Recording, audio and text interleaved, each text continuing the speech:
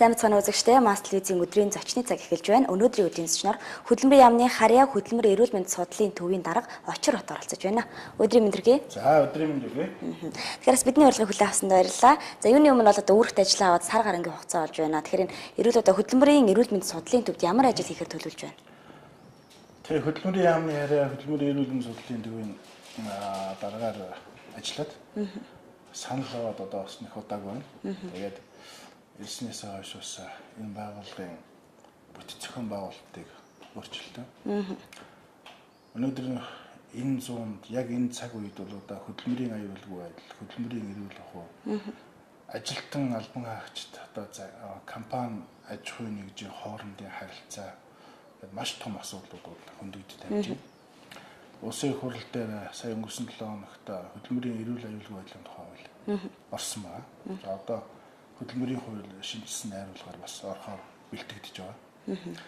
Тэгэхээр энэ хуулиуд энэ эрх зүйн орчинг оруулахын тулд хөдөлмөрийн эрүүл аюулгүй байдлын тухай хуулийн дээр одоо заагдсан яг энэ аюулгүй байдал хөдөлмөр эрхлэлтийн энэ одоо хуулиараа байгуулагдсан байгууллага бол яг манай хөдөлмөрийн эрүүл мэндийн судлалын төв ба.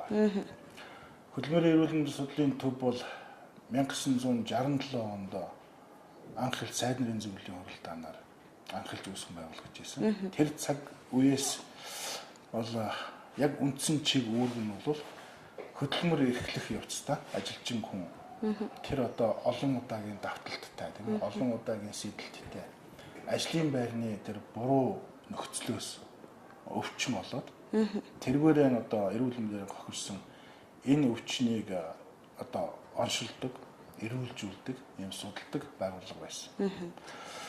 10 гаруй жилийн өмнө бол хөдөлмөрийн аюулгүй байдлын тухай хууль гараад энэ манай байгууллага дээр 2 дахь үүрэг функцийг бол нэмж өгсөн. Энэ болох дээр хөдөлмөрийн нөхцөлийг судлах ийм мэргэжлийн байгууллага хуулийн дээр тусгаж өгсөн мэргэжлийн байгууллага байгуулах ийм одоо эрх зүйн акт бүрдэж өгсөн. Тэрнээс хойш бол манай хөдөлмөрийн эрүүл мэндийн судлалын төв бол хөдөлмөрийн эрүүл мэндийн үндэсний төв, судлалын төв янз бүрийн нэртэйгээр байгуулагдаад байна. Яг одоо бол хөдөлмөрийн эрүүл мэндийн судлалын төв. За тэгэхээр хөдөлмөрийн эрүүл мэндийн судлалын төвийг бол тийм хүмүүс ихэвчлэн одоо лаборатори талаас нь бас хүлээж авдаг. Одоос нэлээд өөрчлөлт шинжилтийг хийж байгаа судалгаа шинжилгээний ажлуудыг бас хийж байгаа гэж байна шүү дээ. Тийм, би түрүүн хэлсэн үгэндээ 1967 оноос хойш яг мэргэжлийн өвчин судлалын төв гэж яг тэр чиглэлээр бол үйл ажиллагаа явуулж ирсэн. За одоо саяхан бид хөдөлмөрийн сайдаар бүтэц зохион байгуулалтаа батлуулж ажиллаж байна. Тэгэхээр хуулиндаа орсон манайд хөдөлмөрийн нөхцөлийн одоо газар байгуулагдсантай холбогдуулаад бид бол одоо нэлээд өргөн дэлгэр бүтцээ хийж өгч байгаа. Өөрөөр хэлбэл ганц энэ одоо хөдөлмөрийн эрүүл аюулгүй байдал энэ асуудлуудад мэргэжлийн ялалтын байгууллага тийм ээ. Жишээлбэл ажил олгогч үйлдвэрчин гэдэг юм уу энэ байгууллагын хэмжээнд тогтохгүйгээр төрийн статустай манай байгууллагын хэмжээд маш олон их эрх зүйн актууд, хууль эрх зүйн одоо баримтчгүүдээр маш олон асуудлууд тавигдж байгаа. 67 оноос хойш үндсэндээ бол манай байгууллага эмнэлэгтэй хөдөлмөрийн эрүүл мэндийн судлалын төв маань эрүүл мэндийн байгууллага эмнэлэгтэй 3 дахь шатлалын поликлиник эмнэлэгтэй энэ дээр үйл ажиллагаа явуулж байна. Одоо бид сая чин зураг сайд харин манай энэ эрүүл мэндийн судлалын төвд хуучин хөдөлмөрийн бийжийн 4 давхар байрны 4 давхрыг бол гаргаж өгсөн байна. Тэгээ энэ дээр шинэ бүтцээр бид стратеги бодлого төлөвлөлтөнд тодорхойлж байгаа. Хууль эрх зүйн орчинд хамрах тэр хөдөлмөрийн эрүүл аюулгүй байдлын тэр зохицуултуудыг бас энд анхаарч байна. Дээрээс нь энэ байгууллага маань улам өргөжин тэлж цаашдаа том зорилтоо тавьж явж байгаа хэвээр. Тийм учраас стратегийн газар байгуулсан. Стратегийн газрын зэрэгцээг бас төсөл хөтөлбөр хамтын ажиллагааны газрыг байгуулж өгч байгаа. Тэгэхгүй бол энэ байгууллагын дээр өөрөө тэрхэн цаашдын хөгжил, үйл ажиллагааны чиглэл хөгжих одоо энэ зогсож байгаа шатнаас дараагийн шатанд хүрэх энэ бодлого төлөвлөлт маань хуучин тогтогдож байж байна. Тийм учраас бид ийм газар хэлцүүдийг шинээр байгуулад ажиллаж байна. Саяхан Германаас бид одоо бас өндөр зэрэглэлийн мэргэжилтэн авч ирж байгаа. Энэ газар дээр байгууллага дээр зөвлөхөр мэргэжилтэнгээр ажиллаж байгаа. Манай стратеги бодлого төлөвлөлтийн газар маань бас 15 жилийн төлөвлөгөө боловсруулан ажиллаж байна. зөвхөн одоо эрүүл мэнд хөдөлмөрийн нөхцөл судлах төдийгүйгээр энэ хууль эрх зүйн актууд хүнийг эрүүл байлгах, эрүүл ажлын байранд ажиллуулах, эрүүл талаас нь одоо хөдөлмөрийн одоо орчингоо бүрдүүлэх энэ тал дээр бол төлөвлөгөө ажиллахаар одоо бичиг баримтуудаа боловсруулж ажиллаж байна. Сүүлийн жилүүдэд ажиллаад байхад тийм ээ одоо ажил үүргээ гүйцэтгэж явж байгаа даваар хэсэлд орохч тийм одоо хөдөлмөрийн аюулгүй байдал алдагдах тохиолдол их гарч байна. За мөн дээрээс нь мэрэгчлээс шалтгааллах одоо өвчин бас нэмэгдэж гэж яригадаад байгаа шүү дээ. Жишээ нь танаа байгууллагч юу нэг хэрэг бас яг энэ тал дээр хандж байна хүмүүс.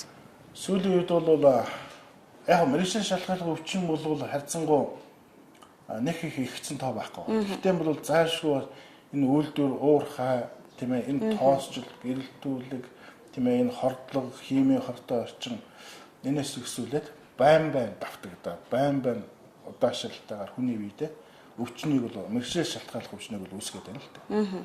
Тийм учраас энийг бол одоо мэрэгжлийн чиглэлээр нь өргөн утгаар нь тийм ээ маш сайн тоног төхөөрөмжтэйгээр илрүүлэх, онцлох ийм шаардлага гарч байгаа. Бид бол сая бүтцээрэн хөдөлмөрийн эрүүл мэндийн судлалын төвдөө бол яг энэ чиглэлийн дагуу тэр хөдөлмөрөөс шалтгаалж байгаа, мэрэгчлээс шалтгаалж байгаа тэр өвчин, тэр эмгэг, тэр бүгдийг онцлох нарийн багаж лаборатори тийм ээ орчин үеийн тоноглолтой эрүүл мэндийн байгууллага бол тусад нь харьяандаа гаргаад ажиллаж байна.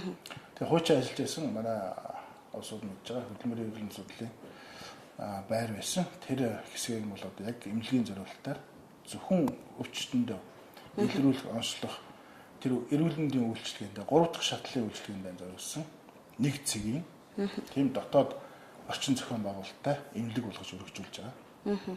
Дээрээс нь манай судлалын төв дээр бас агаар сүлгээд бас Эрдэнэтэд, Гокод, за Багнуурт гээд энэ хөдөлмөрийн эрүүл мэндийн судлалын чиглэлээр нөгөө юугаа алдсан, хөдөлмөрийн чадвараа алдсан, мэрэгчлээс шалтгааллах өвчний чиглэлийн олон совилтууд байна. Тэнд бол арга зүйн зөвлөгөө, мэрэгжлийн зөвлөгөөгөөр хангаж ажиллаж байна.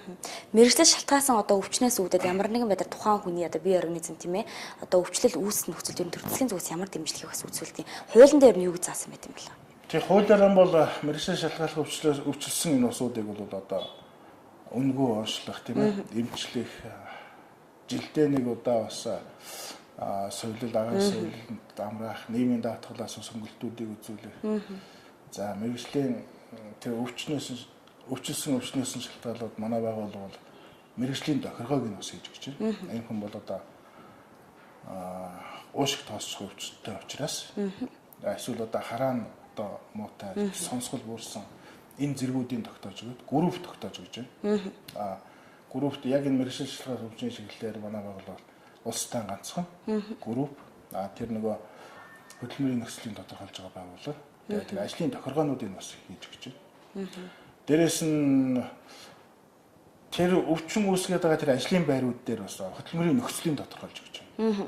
Энэ ажлын байран дээр ийм нөхцөлтэй ажилтан албан хаагчд бол ийм нөхцөл агаарж бол тийм ээ. Тэр чиглэг орчин за гэрэлтүүлэг тэр жичиргээ тэр шалтгааллах бүх асуудлуудыг бол манайхс тодорхойлж өгч байгаа. Жишээ нь сургууль цэцэрлэг гэдээ ярихад тийм ээ одоо анги дүүргэлт их байна гэл одоо дүүрэг болгон дээр яригдчих байна. За мөн одоо офисын ажилч бай, одоо төрийн албан хаагч нарч бай. Ер нь ямар орчинд хүн ажиллах ёстой юм? Тэгж ямар орчинд ажилласан байж одоо тухайн орчин одоо эрүүл яг зөв зохистой одоо ажлын байр.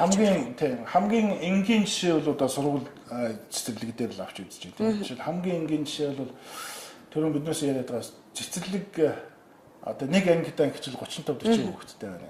Зарим сургууль нь 60 хүртэл байна гэдэг.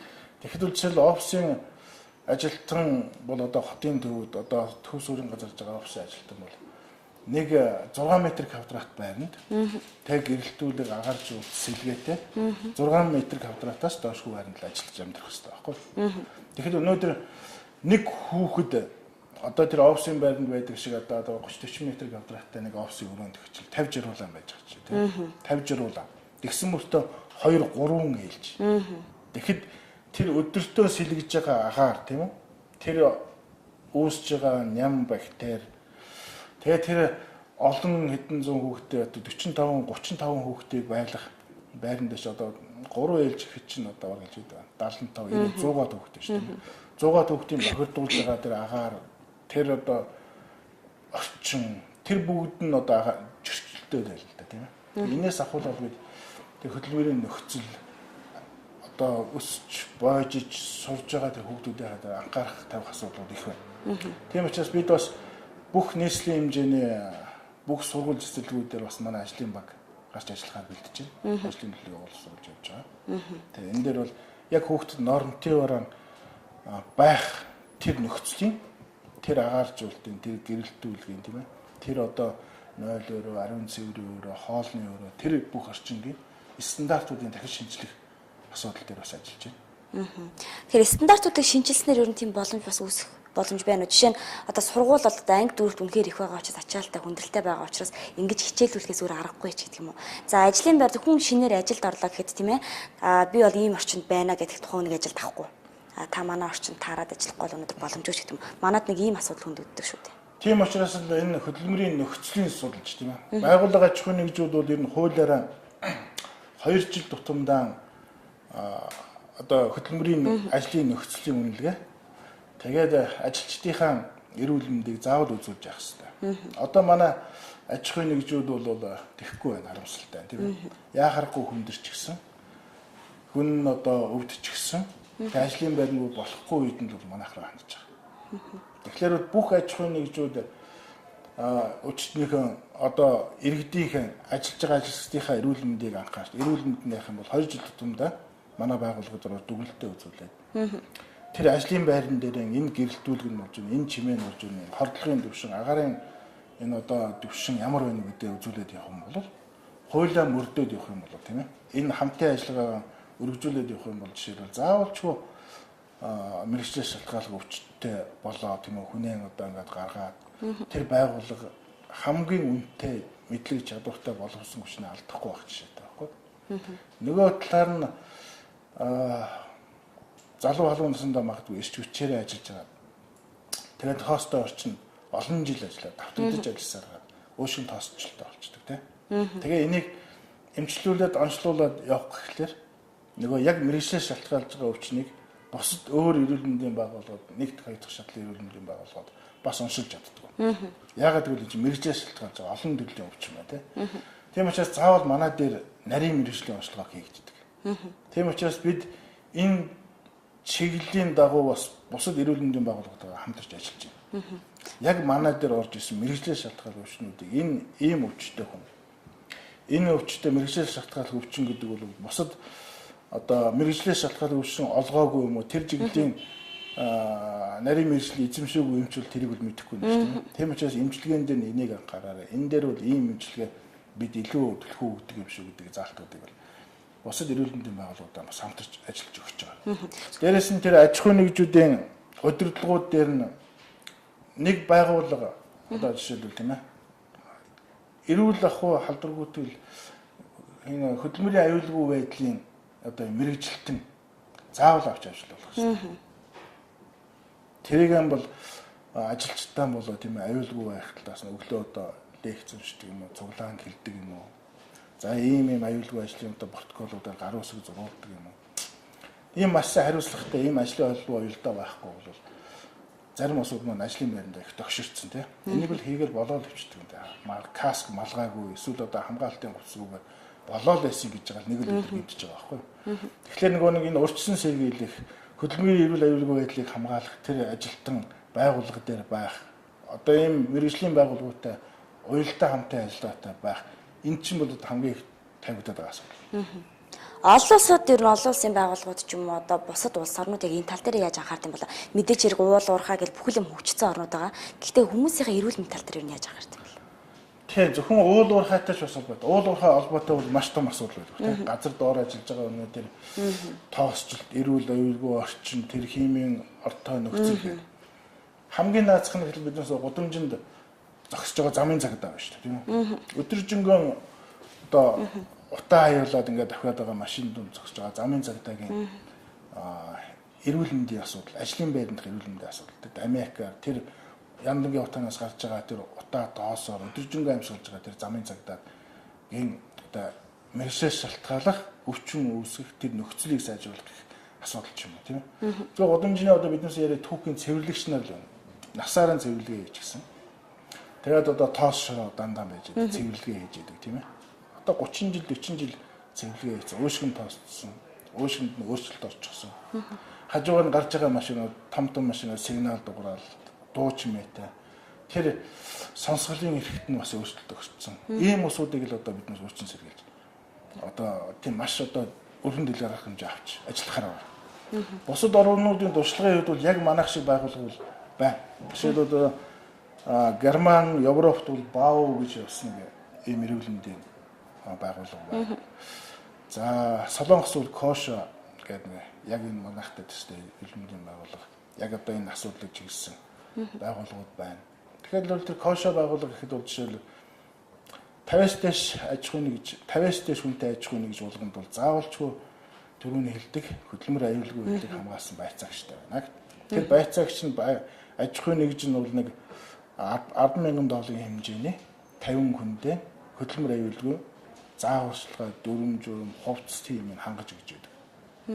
Гэгчний ийм олон улсын байгууллагын жишээ байгууллагууд маш олон байна. Мэргэсээс шалтгааллах одоо өвчний улмаас ч юм уу эсвэл одоо үйлдвэрлэлийн ославаар төртөөд одоо залуугаараа ажиллах боломжоо алддаг тийм ээ. Энэ тохиолдолд групп тогтоогдоод үлдэж байгаа тухайн хүний бас одоо үлдэж байгаа ар амьдралд нь тухайн группийн мөнгөнөөс хүрдгүү тохиолдол юу нэг их гардаг шүү дээ. Одоо манад энэ олгогдож байгаа ер нь энэ тусламж нь бас одоо мөнгө нь арай тийм арай бага гэсэн байр суурийг бас хүмүүсээр нэг илэрхийлээд байдаг шүү дээ. Тийм. Тэгэхээр бол наач бол маш том асуудал да тийм. Одоо өнөөдөр биднээс ажилтгууд ядуурлал гэдээ яриад байна тийм ээ. Ажилтгууд ядуурлыг магадгүй одоо Баян гишүүний хогон дээрээс тийм үү. Толгойчийн хогон дээрээс тэр байгаа улсууд руу холбоол. Эсвэл орон гэргүй байгаа улсууд руу эсвэл одоо тийм одоо ингээд эмзэг үлийн гэхэл ингээд хандаад биднээс одоо сурчсан байна. Яг бодит амьдрал дээр нь бол түрүүний хэлсэн олон жил ингээд ажил хөдөлмөр хийлж хагаад тэгээд мэргэжлээс шалтгааллах өвчин болов. Тэр уушгины авсцээс нь тоосчлт өвчин юм уу эсвэл одоо харааны доголдолтой, сонсголын доголдолтой магадгүй одоо ингээд олон жил нөгөө том одоо тэсэлгээний юм дээр авч байгаа нөгөө биеийн деформац ус өөрчлөлт үүсчихсэн энэ усууд байна шүү дээ. Эдгээр чинь ингээд ажлыг хийж чадах юм болж байгаа. Тухайн үед бол өндөр цалинтай сайн ажилтдаг болж байгаа.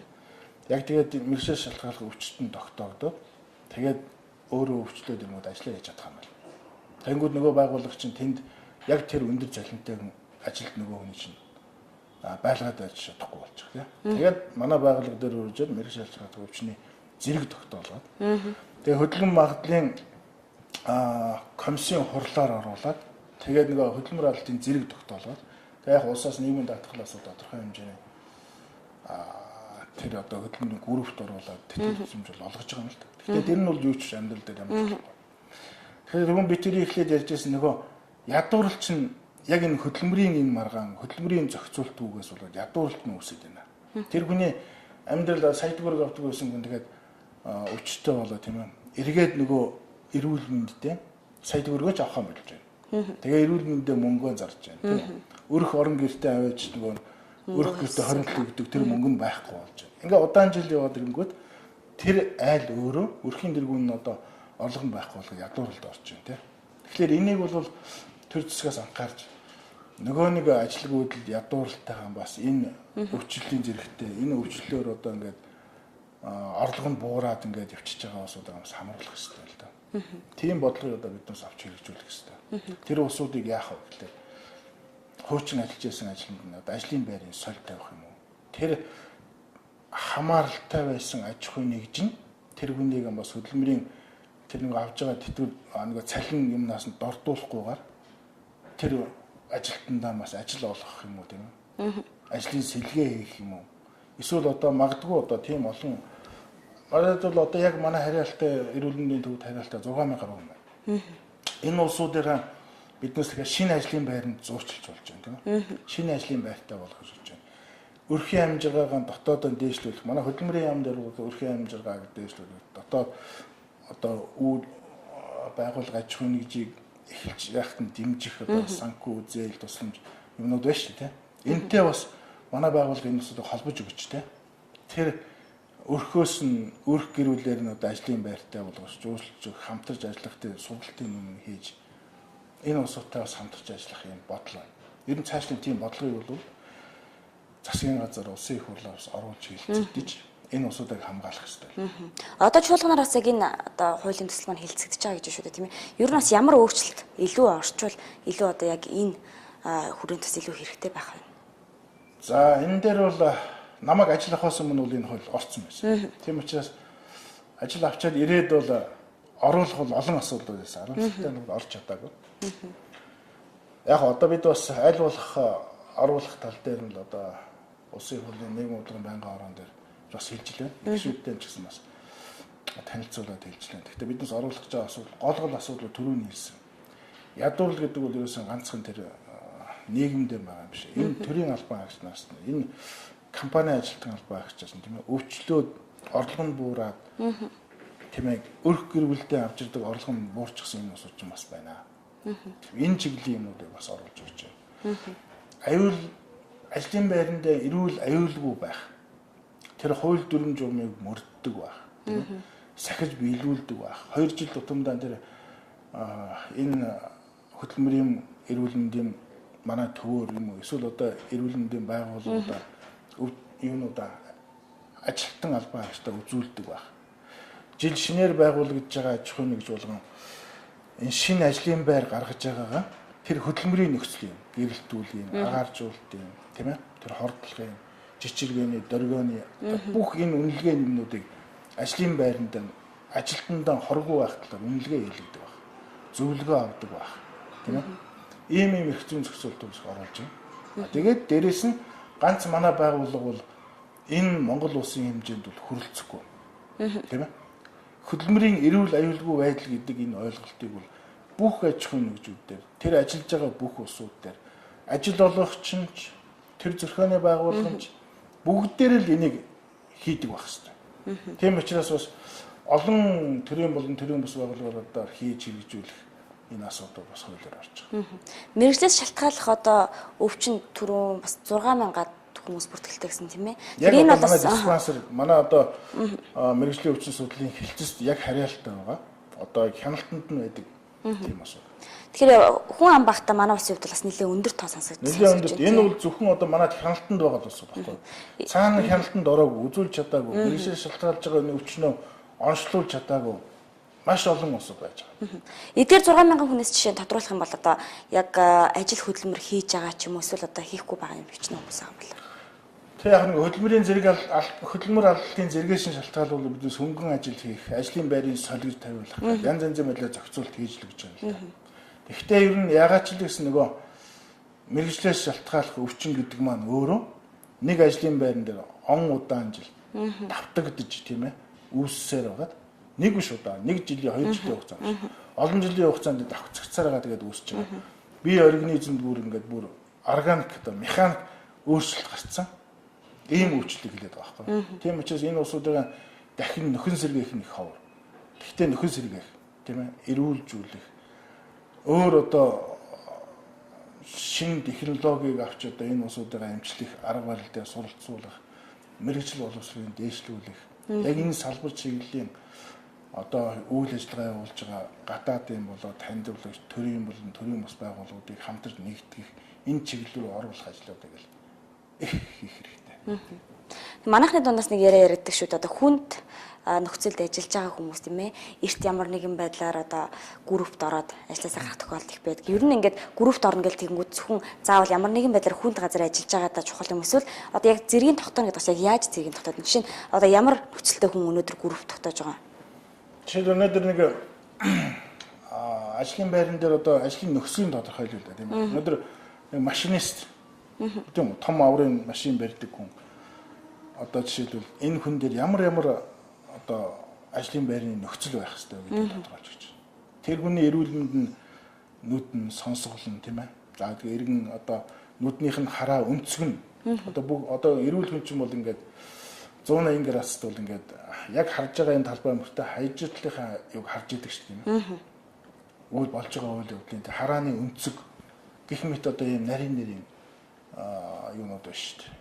Одоо тэр магадгүй нэг том нэг экскаватор дээр ажиллаж байгаа ганцаараа ажилладаг тийм усууд дээр маш олон одоо ажлын нөхцлүүд байж байна тийм үү. Тэрэн дээр ажиллаж болохгүй энэ нөхцөлийн солиулж ажиллах жишээтэй.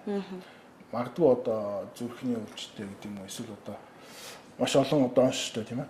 Одоо тахикардитай гэдэг юм уу? Сахарын диабеттэй гэдэг юм уу? Магадгүй одоо жижигхэн хэмжээний шок хөндлөлтөнд орчдөг усууд гэдэг юм уу тийм.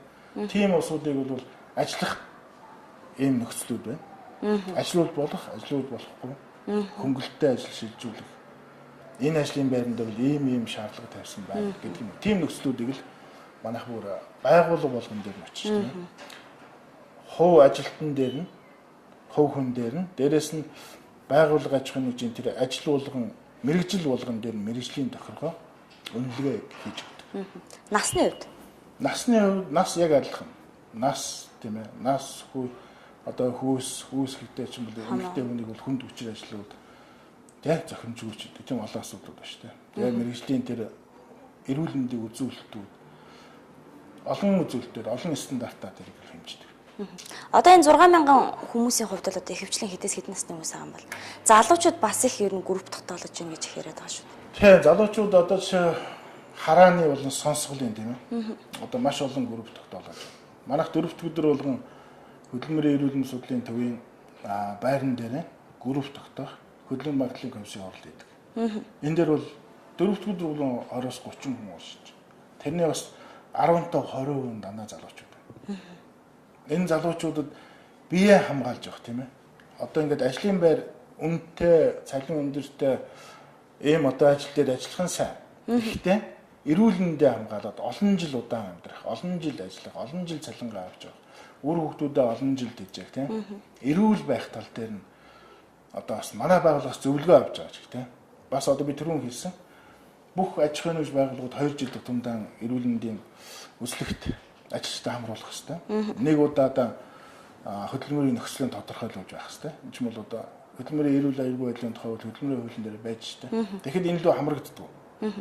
Яг манай байгууллага танах бол хүний хамруулахгүй байна гэж шууд явж ороод үзэх эрх зүйн акт бас байдаг. Магадгүй одоо тэр мэрэгжлийн хяналтын юм уу эсвэл одоо хин нэгэн өргөдөл гомдол болохгүй байх гэсэн асуудал бол манайх бол ордог тийм. Тэгэхээр бол байгууллага аж ахуйн нэгж тэр ажилчдынхаа эрүүл мэндийг хамгаалах тал дээр энэ хуулийн дээр мэдлэг боловсралтай хөдөлмөрийн эрүүл аюулгүй байдлын тэр зохион байгуулагч мэрэгжилтэнтэй болох хэрэгтэй. Ингэжээч энэ өргөн утгаараа бас хамгаалж урьдчилан сэргийлж чадна тийм. Одоо сэргижижсэн хууль нь нэлээд учир дутагдaltaй харагдаж байна л да тийм ээ. Одоо хуулийн нөгөө цорхоо гэж яригадаад идэг шүү дээ. Тий, хуулийн цорхоо одоо байгаа хууль эрх зүйн орчин бол одоо шийдэгдээд бас өөрчлөлтөнд орж байна л да тийм. Тийм учраас бол энэ салбар чиглэлийн хуулийн эрх зүйн өөрчлөлтүүдийг хийх. За энэ дээр бас түрүүний хэлсэн урьдчилан сэргийлэх, хөдөлмөр эрүүл аюулгүй байдал энэ нь бол нээлүүлээд бүгдийг хөдөлмөрийн эрүүл мэнд гэж байгаа юм л тийм. Энийг бол хүн болгон анхаарч ажиллах. Байгууллагын үйлдвэрлэл магадгүй нэг компани байгуулах. Тэн дээр хөдөлмөрийнхөө нөхцөл ажилчдынхаа эрүүл аюулгүй байдлыг хамгаалж ажилтныхаа нөхцөлийг тодорхойлуулах.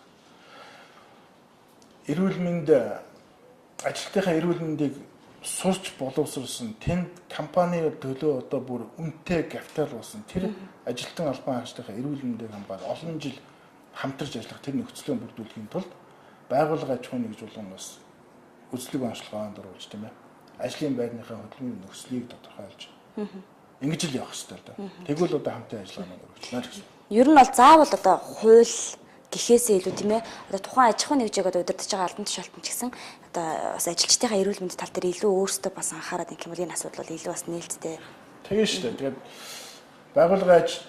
байгууллагын тэр удирдлагын үүрэг нь хуулиар хүлээсэн үүрэг нь тийм эрүүл аюулгүй орчин ажилчдыгаа ажиллуулах хэрэгтэй.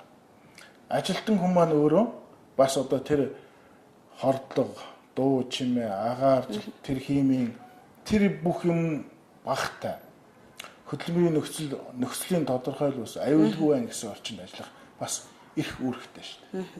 За баярлалаа. Тэгэхээр бидний цаг цагаараа сонирхолтой ярилцлага өрнөсөн баярлалаа. Танд ажлын амжилт хүсье. Өдөрт та бүхэнд Мастлизийн өдрийн зочны цаг хүрлээ. Өнөөдрийн өдрийн зочноор хөдөлмөрийн яамны харьяа хөдөлмөр эрүүл мэнд судлалын төвийн дарга Очир хот оролцлоо.